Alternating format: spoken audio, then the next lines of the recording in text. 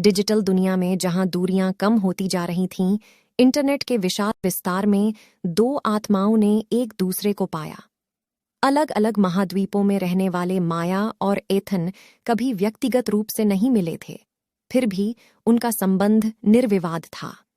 यह सब एक काव्य मंच में शुरू हुआ, जहां माया के शब्द गर्म गर्मी की रात में जुगनू की तरह नाच रहे थे।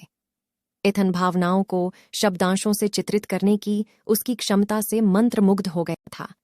उसने उसे एक संदेश भेजा, उसके काम की एक सरल सराहना जो दैनिक बातचीत में विकसित हुई। जैसे जैसे दिन हफ्तों में और हफ्ते महीनों में बदलते गए, उनका रिश्ता गहरा होता गया।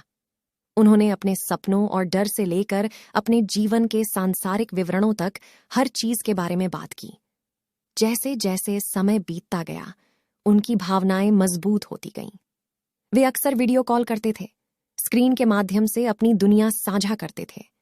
माया एथन को अपने शहर की व्यस्त सड़कें दिखाती थीं और वह उसे अपने ग्रामीण इलाके के घर की आभासी यात्राओं पर ले जाता था। वे हंसे, रोए और एक दूसरे को सांत्वना दी, जैसे कि वे पास पास बैठे हों। एक दिन माया ने एक पुरानी किताब उठाई जो उसे एक सेकंड हैंड स्टोर में मिली थी। उसे कम ही पता था कि यह एथन की पसंदीदा बचपन की कहानी थी। ऐसे क्षणों ने ही उन्हें यह विश्वास दिलाया कि ब्रह्मांड उन्हें एक साथ लाने की साजिश कर रहा है। लेकिन उनके गहरे संबंध के बावजूद संदेह घर करने लगा। उनके बीच की दूरियां बढ़ती गईं और कभी भी एक दूसरे को नहीं पकड़ने का विचार उनके मन में घर कर गया। एक रात देर से एथन ने अपने डर को कबूल किया। उसे चिंता थी कि उनका प्यार समय के साथ फीका पड़ सकता है। हालांकि माया दृढ़ थी। उनका मानना था कि प्रेम भूगोल तक सीमित नहीं है। उसने एथन को बताया कि उनका संबंध अनोखा था, साझा सपनों और फुसफुसाए रहस्यों के माध्यम से बना था।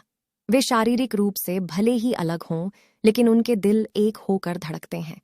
अपने प्यार को परवान चढ़ाने का उनका संकल्प और मजबूत हो गया और उन्होंने व्यक्तिगत रूप से मिलने का फैसला किया। महीनों की योजना और प्रत्याशा के बाद वे अंततः हवाई अड्डे पर खड़े थे।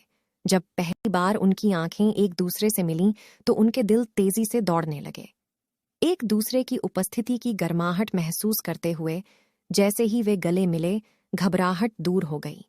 उनका एक साथ बिताया समय अन्वेषण और खोज का बवंडर था, क्योंकि उन्होंने एक दूसरे के गृहनगरों का पता लगाया, एक दूसरे के दोस्तों और परिवारों से मुलाकात की और ऐसी यादें बनाईं जो उन्हें हमेशा के लिए बांध कर रख दीं। यह ऐसा था मानो उनकी आभासी दुनिया वास्तविकता के साथ सहजता से विलीन हो गई हो।